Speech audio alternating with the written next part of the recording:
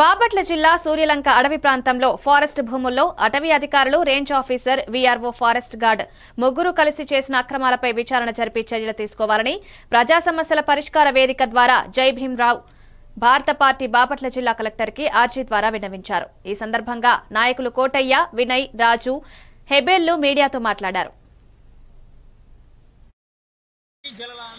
అదేవిధంగా భూమిలో ఉన్న జీవరాశుల్ని కాపాడమని చెప్పేసి అడవి పంచాయతీలో అడవి ఫారెస్ట్ గారికి, అదేవిధంగా రేపల్లి రేంజ్ ఆఫీసర్ గారికి, గార్డు గారికి కొన్ని వేల మొక్కలు నాటమని, దాదాపుగా 30 హెక్టార్ల మొక్కలు నాటమని చెప్పేసి కేంద్ర ప్రభుత్వం, రాష్ట్ర ప్రభుత్వం మాంగ్రోవ్ ఫారెస్ట్ అంటే మడ అడవులు పెంచి భూమి సారాన్ని, అదేవిధంగా టూరిజాన్ని డెవలప్ చేయమని చెప్పేసి కేంద్ర ప్రభుత్వం, రాష్ట్ర ప్రభుత్వం కొన్ని కోట్ల రూపాయల నిధులు సేకరిస్తే ఆ యొక్క నిధుల్ని ఫారెస్ట్ ఆఫీస్ ఎవరైతే ఉన్నారో దుర్వ్యయం చేసేసి అక్కడ ఏంటంటే ఆన్లైన్లో మాత్రం మేము మొక్కలు నాటేమని చూపించారు.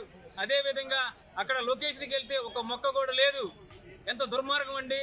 అదేవిధంగా పని ఉపాధి హామీ పథకం కింద అడవి పంచాయతీలు ఎవరైతే ఉన్నారో వాళ్ళ చేత మాత్రమే ఆ ఛానల్ మీన్స్ కాలువలు తవ్వాలి.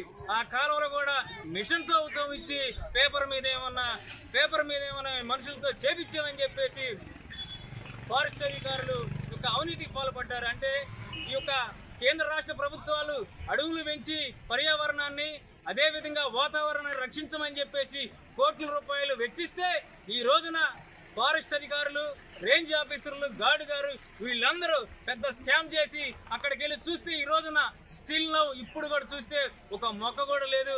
అదేవిధంగా కలెక్టర్ గారు కూడా దీని మీద సమగ్రమైన దర్యాప్తు చేయమని చెప్తే ఈ అధికారులు ఎవరైతే ఉన్నారో విచారణ అధికారులు వాళ్ళు విచారణ చేశారు కానీ గౌరవనీయులైన బాపట్ల జిల్లా కలెక్టర్ గారికి ఆ రిపోర్ట్ని సబ్మిట్ చేయకుండా ఈ రోజు వరకు కూడా దాని యొక్క పెట్టిలో దాచిపెట్టడం జరిగింది.